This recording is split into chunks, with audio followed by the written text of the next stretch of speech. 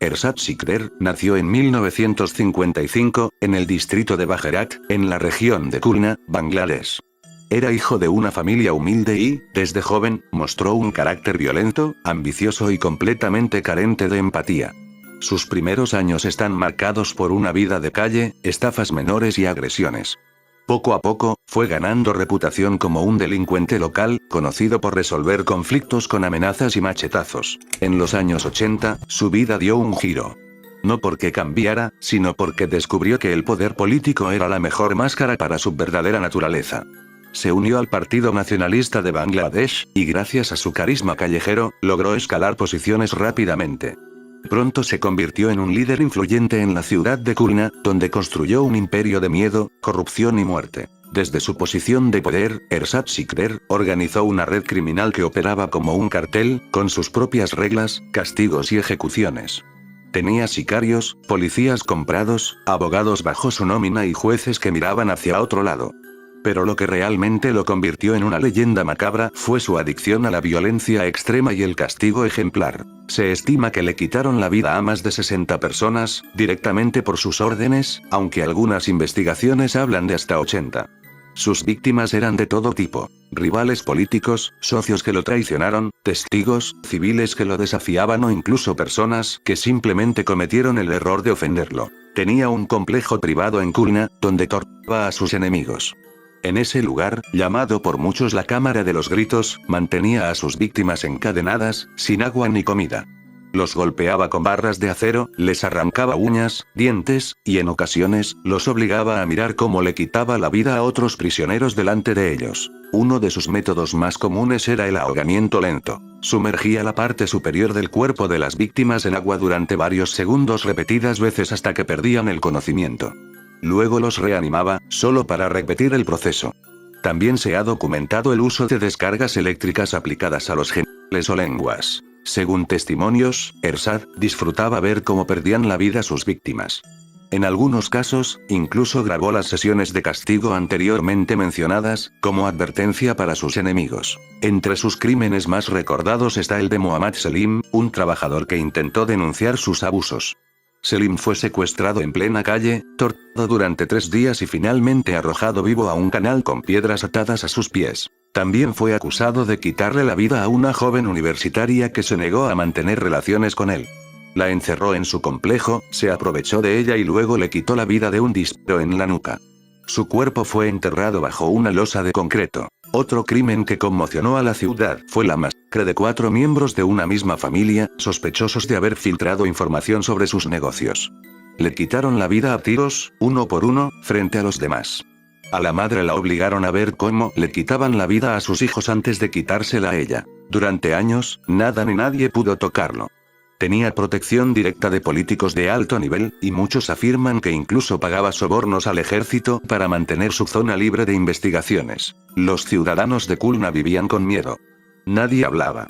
Nadie preguntaba. Pero todo comenzó a desmoronarse en el año 2001, tras un cambio en el poder político. El nuevo gobierno, presionado por los medios y por organizaciones internacionales, ordenó su captura. Fue arrestado durante una operación encubierta en Dhaka, lejos de su bastión. Una vez preso, salieron a la luz más de 40 casos criminales en su contra, incluyendo 23 asesinatos confirmados, 7 desapariciones forzadas, 5 casos de abuso, 6 casos de secuestro y tortura, asociación ilícita y corrupción pública. Durante los juicios, los testigos temían hablar, pero el clima político era diferente. Algunos se armaron de valor. Las pruebas eran abrumadoras. Restos humanos enterrados en su propiedad, armas ilegales, documentos que lo vinculaban a pagos de sicarios, y vídeos grabados en su cámara de tortura. Fue condenado a múltiples penas de muerte y cadena perpetua. En total, se emitieron 7 sentencias de ejecución por separado. El 10 de mayo de 2004, Ersat Sikder fue ejecutado por ahorcamiento en la prisión de Khulna. Tenía 49 años. Según los reportes, no mostró arrepentimiento, no pidió perdón ni hizo declaraciones finales. Solo pidió un cigarrillo y murió con una sonrisa en el rostro. Hay quienes creen que Ersat Sikder fue solo una pieza de una red mayor, y que su ejecución fue una forma de silenciar secretos que comprometían a altos funcionarios del Estado. Otros piensan que algunos crímenes nunca fueron investigados, y que decenas de familias jamás sabrán qué ocurrió con sus seres queridos.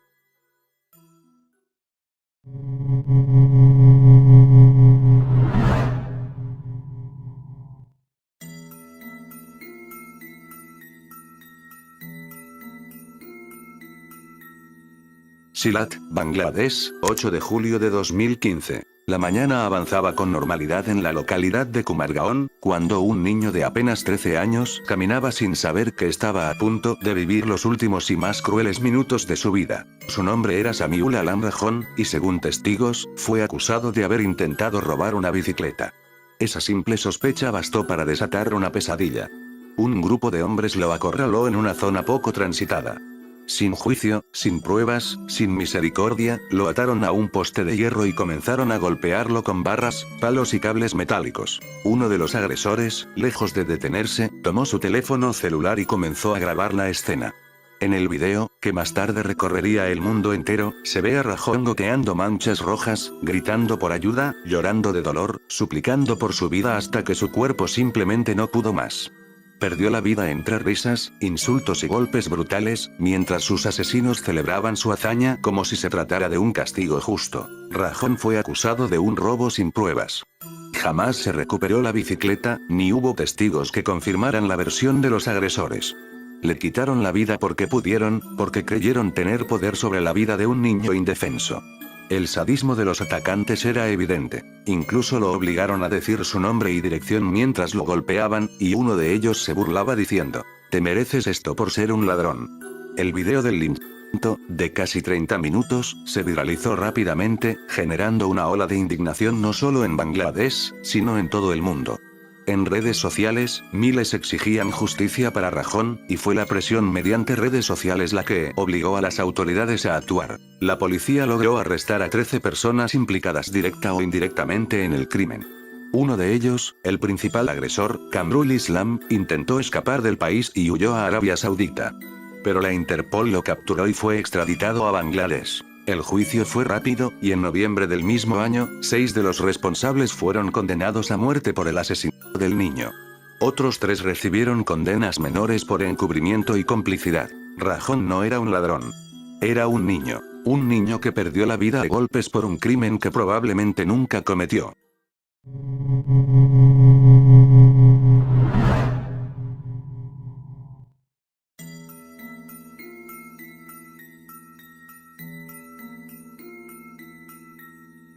Nusrat Jahan Rafi tenía solo 19 años. Era una joven brillante, valiente, con sueños de estudiar y convertirse en alguien importante. Vivía en Feni, una ciudad pequeña al sureste de Bangladesh, y cursaba sus estudios en una madrasa, una escuela islámica muy conservadora. El 27 de marzo de 2019, todo cambió para siempre. Ese día, Nusrat fue llamada a la oficina del director del centro, Maulana Sirajusted Doula, supuestamente para discutir asuntos académicos. Pero cuando entró, el director cerró la puerta con seguro. Se acercó a ella y comenzó a tocarla de forma inapropiada. Nusrat, aterrada, logró escapar y lo denunció ante la policía. Fue con su familia a la comisaría local y presentó una denuncia formal. Lo que nadie esperaba es que ese acto de valor, esa simple decisión de alzar la voz, le costaría la vida. El oficial que tomó la denuncia cometió un acto cruel. Grabó en video a Nusrat, mientras hablaba, sin su consentimiento. En el video se le ve llorando, tratando de contar lo que le hicieron. Ese video se filtró y circuló en redes sociales, causando más daño. La policía no solo no protegió a Nusrat, sino que la expuso. Pocos días después, el director fue arrestado. Pero en lugar de estar solo, muchos de los líderes religiosos y políticos de la comunidad se unieron para defenderlo.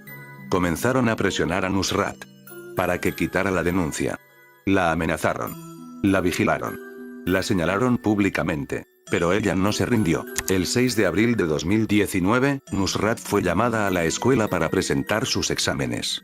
Su hermano la acompañó hasta la puerta, pero no se le permitió entrar.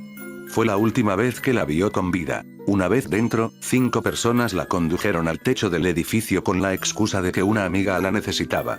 Lo que encontró arriba fue una trampa mortal. Le exigieron que firmara una hoja retractándose de su denuncia. Nusrat se negó.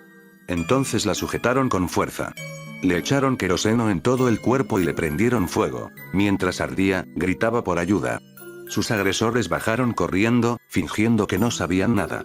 Nusrat fue encontrada con el 80% del cuerpo quemado, apenas viva, apenas respirando pero consciente. Desde su cama en el hospital, entre el dolor insoportable de las quemaduras, Nusrat grabó un testimonio con voz débil pero clara, diciendo: "El director me tocó y cuando lo denuncié, me quemaron viva. Los que lo hicieron son del grupo del director". Esa grabación fue clave. Ella nombró a sus agresores antes de perder la vida. 4 días después, Nusrat falleció. Su muerte provocó una ola de indignación nacional e internacional. Miles salieron a las calles exigiendo justicia. El gobierno de Bangladesh, presionado, ordenó una investigación inmediata. Durante las semanas siguientes, la policía arrestó a 16 personas. Entre ellas, se encontraba el director de la madrasa, varios estudiantes, 2 profesores, y hasta miembros de partidos políticos locales que habían ayudado a planear y encubrir el crimen. La investigación reveló que el crimen había sido premeditado. El director, desde la cárcel, había ordenado a sus seguidores que hicieran callar a Nusrat. Se comunicaba con ellos por teléfono, y diseñaron todo el plan para quitarle la vida el día del examen, creyendo que no levantaría sospechas. Las 5 personas que participaron directamente en el ataque eran compañeros de escuela de Nusrat. 2 de ellas eran mujeres que la conocían desde hace muchos años. La traicionaron por lealtad al director y por fanatismo ciego. El caso avanzó de forma rápida. En octubre de 2019, solo 6 meses después del crimen, el Tribunal Especial para Delitos contra Mujeres y Niños emitió su veredicto. Los 16 acusados fueron condenados a muerte. El juez dijo que se trató de un crimen brutal y calculado, y que debía enviarse un mensaje claro. Nadie tiene derecho a silenciar a una mujer por denunciar un abuso. Las familias de los acusados lloraron en la sala. Algunos gritaron. Otros se arrodillaron. Pero la decisión fue firme. Hasta hoy, las apelaciones están en proceso, pero la sentencia sigue en proceso.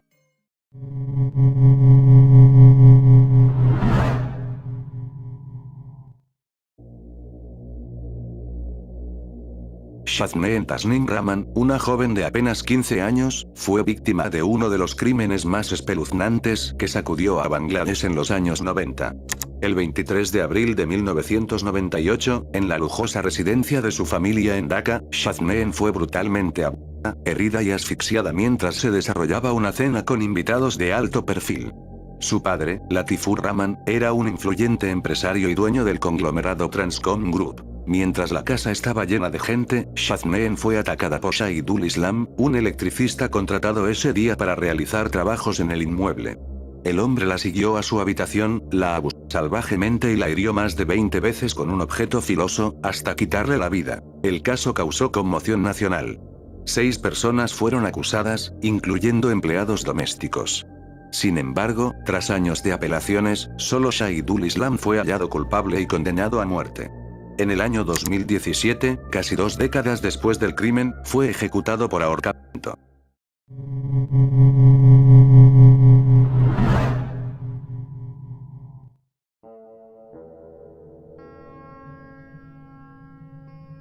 Kurna, Bangladesh.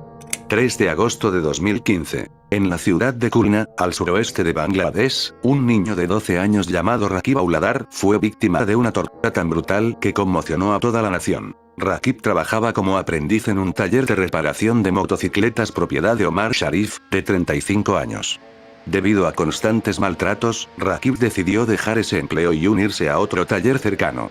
Esta decisión enfureció a Sharif y a su tío, Mintu Mia, de 40 años. El 3 de agosto, mientras Rakib regresaba a casa, Sharif y Mintu lo interceptaron, lo llevaron de regreso al taller y lo sometieron a una tortura indescriptible. Lo desnudaron y le insertaron una manguera de un compresor de aire en el recto. Encendieron el compresor, inyectando aire a alta presión en su cuerpo. El aire destrozó sus intestinos, recto y vejiga, causando hemorragias internas masivas. Un testigo presencial, amigo de Rakib, escuchó sus súplicas. «Tío, por favor, detente ahora, o voy a morir». Después del ataque, Sharif y Mintu intentaron llevar a Rakib a una clínica local, pero esta se negó a admitirlo. Finalmente, fue trasladado al Hospital Médico de Khulna, donde falleció debido a las graves lesiones internas. La autopsia reveló que Rakib murió por una hemorragia interna excesiva causada por la ruptura de sus órganos debido al aire comprimido. La noticia del crimen provocó una ola de indignación en todo Bangladesh. Manifestaciones y protestas exigieron justicia para Rakib. Las autoridades arrestaron a Sharif Mintu y a la madre de Sharif, Beauty Begum, de 55 años. Posteriormente, Beauty Begum fue absuelta por falta de pruebas. En noviembre de 2015, un tribunal de Khulna condenó a Sharif y Mintu a la pena de muerte por el crimen de Rakib. Sin embargo, en abril de 2017, el Tribunal Superior conmutó las sentencias de muerte por cadena perpetua, argumentando que los acusados intentaron salvar a Rakib llevándolo al hospital y que no tenían antecedentes penales. La madre de Rakib, Lucky Begum, expresó su dolor y deseo de justicia. Quiero justicia para mi hijo. Quiero que los tres sean ahogados.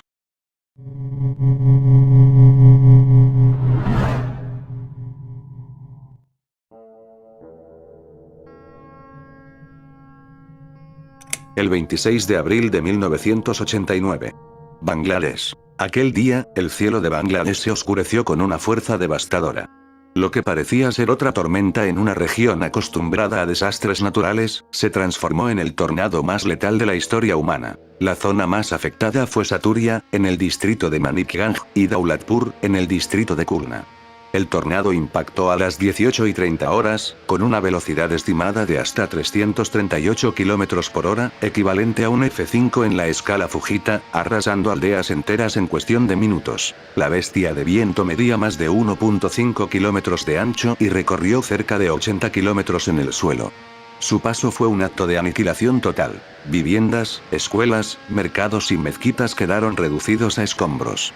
Árboles de raíces profundas fueron arrancados y lanzados como proyectiles. Camiones de carga fueron encontrados volteados a cientos de metros de su ubicación original. La intensidad fue tan brutal que hubo víctimas que perdieron la vida con sus cuerpos separados por partes por objetos proyectados. Otras fueron encontradas desnudas y sin vida, producto de la velocidad del viento que arrancó hasta la ropa de sus cuerpos. El saldo fue catastrófico. Al menos 1.300 personas perdieron la vida, muchas de ellas instantáneamente. Más de 12.000 resultaron heridas, muchas con heridas graves, fracturas y mutilaciones. Y cerca de 80.000 personas quedaron sin hogar, vagando entre los escombros en busca de familiares desaparecidos. En algunas aldeas como Shipur y Salturia, más del 90% de las viviendas fueron completamente destruidas. Los hospitales colapsaron ante la cantidad de heridos. Las moríes no daban abasto. Muchas personas sin vida jamás fueron identificadas. El gobierno de Bangladesh, uno de los países más densamente poblados del mundo, no estaba preparado para enfrentar una tragedia de tal magnitud. Los equipos de rescate fueron desbordados. La ayuda internacional tardó días en llegar. Se establecieron campamentos improvisados para los desplazados, pero el acceso a agua potable, alimentos y medicinas fue crítico. Hubo brotes de enfermedades infecciosas en los días posteriores. El evento encendió las alarmas en la comunidad meteorológica global. Fue una de las primeras veces que se tomó con total seriedad el estudio de tornados en Asia Meridional, pues hasta entonces, estos fenómenos se consideraban más característicos de Norteamérica. A pesar del número de víctimas, el tornado de Daulatpur Saturia no recibió la misma cobertura mediática internacional que otras tragedias. Muchos fuera de Bangladesh ni siquiera saben qué ocurrió.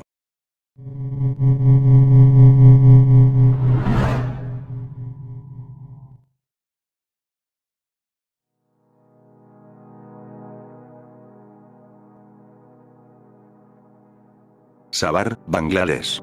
24 de abril de 2013. A las 8:45 am, el edificio de 8 pisos conocido como Rana Plaza se derrumbó en cuestión de segundos, atrapando a miles de trabajadores en su interior. El resultado dejó a 1.134 personas sin vida y más de 2.500 heridas. El Rana Plaza fue construido en 2006 sobre un terreno inestable, anteriormente un estanque rellenado. Originalmente diseñado para albergar oficinas y tiendas, el propietario, Soel Rana, añadió ilegalmente 4 pisos adicionales sin los permisos correspondientes. Estas modificaciones no consideraron las cargas pesadas de maquinaria industrial, lo que comprometió gravemente la integridad estructural del edificio. El 23 de abril de 2013, se detectaron grietas significativas en el edificio.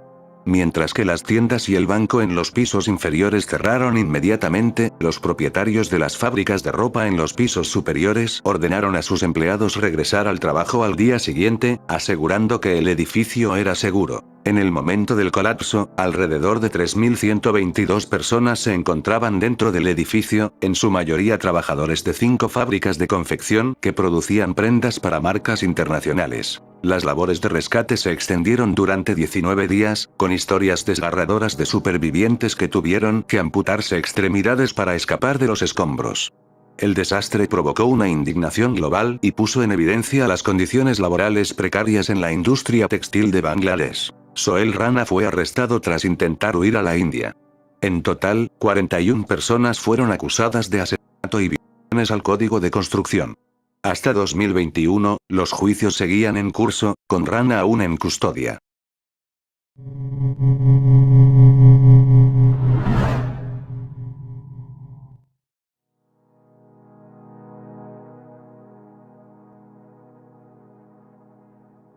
En la ciudad de Sitakunta, distrito de Chittagong, existía un enorme depósito de contenedores conocido como BN Container Depot, una instalación privada que funcionaba como punto clave en la red logística del país. La zona era constantemente transitada por trabajadores, camiones de carga, y unidades de transporte químico. Todo parecía funcionar con normalidad. Pero el 4 de junio de 2022, un incendio se desató dentro de uno de los contenedores del depósito. Aparentemente, se trataba de un fuego controlable, y por eso los primeros equipos de bomberos actuaron con rapidez. Pero cometieron un error fatal. Nadie sabía que entre los contenedores se ocultaban miles de litros de peróxido de hidrógeno, un químico altamente explosivo que no había sido etiquetado correctamente ni almacenado según los protocolos de seguridad. Poco antes de la medianoche, una explosión masiva sacudió todo el complejo. La onda expansiva fue tan intensa que rompió vidrios a más de 4 kilómetros de distancia. El fuego se volvió incontrolable, y las explosiones en cadena comenzaron. Las llamas se elevaron decenas de metros en el aire. Decenas de personas fueron arrojadas por la fuerza del impacto. Otras quedaron atrapadas en medio de contenedores que explotaban como bombas. 47 personas perdieron la vida en cuestión de horas, incluyendo 10 bomberos que fueron alcanzados por una segunda explosión mientras intentaban evacuar. Más de 400 personas resultaron heridas, muchas con quemaduras graves, fracturas por la onda de choque, o lesiones internas causadas por la presión. Algunos cuerpos quedaron irreconocibles, otros nunca fueron encontrados. El intenso calor fundió estructuras metálicas enteras, haciendo que las labores de rescate se extendieran por días. La investigación reveló que el depósito operaba en la ilegalidad. No tenía permisos para almacenar materiales peligrosos, no había protocolos de seguridad contra incendios, y el personal no estaba capacitado para manipular sustancias químicas. El peróxido de hidrógeno estaba almacenado junto a otros materiales sin separación, ventilación ni protección, convirtiendo el lugar en una bomba de tiempo. Los directivos del depósito fueron arrestados por negligencia criminal. Se les imputaron cargos por homicidio culposo, encubrimiento de materiales peligrosos y omisión de normas industriales. También se destapó una cadena de corrupción que permitía a estas empresas operar sin inspecciones ni controles reales. El incendio de Sitakunta no fue una tragedia inevitable. Fue el resultado directo de una negligencia sistemática, falta de regulación y codicia empresarial. La muerte de esos trabajadores y rescatistas fue completamente evitable.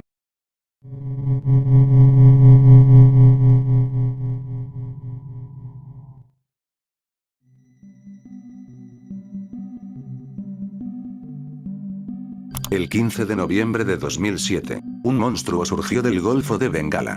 Se llamaba Sidr, un ciclón tropical de categoría 4, con vientos que alcanzaban hasta 240 km por hora y ráfagas aún más violentas. Se trataba de una de las tormentas más destructivas en la historia moderna de Bangladesh. A las 18 horas, Sidr tocó tierra cerca de la región de Barguna, al suroeste de Bangladesh. Las olas impulsadas por el ciclón alcanzaron alturas de 6 metros, lo suficiente para destruir pueblos enteros y borrar comunidades costeras del mapa. El viento arrancó árboles de raíz, voló techos de casas, y arrastró vehículos y personas como si fueran de papel. El agua salada penetró hasta 100 kilómetros tierra adentro, inundando campos, contaminando el agua potable y ahogando al ganado. El número oficial de víctimas fue de al menos 2.300 personas sin vida, aunque organizaciones locales afirman que pudieron ser más de 10.000 incluyendo personas desaparecidas. Más de 55.000 personas resultaron heridas, muchas de gravedad y más de 3 millones fueron desplazadas, perdiéndolo todo. Miles de niños quedaron huérfanos, y aldeas enteras quedaron reducidas a ruinas. Los cuerpos fueron encontrados flotando entre los arrozales, atrapados en árboles o sepultados bajo escombros. Las moríes colapsaron, y muchos cadáveres nunca fueron identificados. A diferencia de tragedias pasadas, esta vez Bangladesh estaba más preparado. El gobierno emitió alertas tempranas y activó un sistema de evacuación. Más de 1.500.000 personas fueron llevadas a refugios antitormentas. Sin embargo, muchos no quisieron abandonar sus hogares por miedo a perder sus pertenencias, o simplemente porque no tenían a dónde ir. En las áreas más remotas, la alerta llegó tarde o no llegó. Se destruyeron más de 500.000 viviendas. Murieron miles de cabezas de ganado, vitales para la subsistencia de muchas familias. Se arruinaron cultivos enteros de arroz y frutas, justo antes de la cosecha. El daño económico superó los 1.700 millones de dólares. Las carreteras estaban intransitables. Las telecomunicaciones se cortaron. Durante varios días, Bangladesh quedó aislado del mundo. El gobierno de Bangladesh declaró estado de emergencia. La comunidad internacional respondió con rapidez. Naciones Unidas, Estados Unidos, India y otros países enviaron ayuda humanitaria. Se distribuyeron alimentos, mantas, agua potable y medicinas. Miles de soldados fueron desplegados para rescatar sobrevivientes y enterrar cadáveres. Sin embargo, los esfuerzos no alcanzaban para todos. En muchos pueblos, la ayuda tardó días en llegar, y la desesperación llevó a saqueos.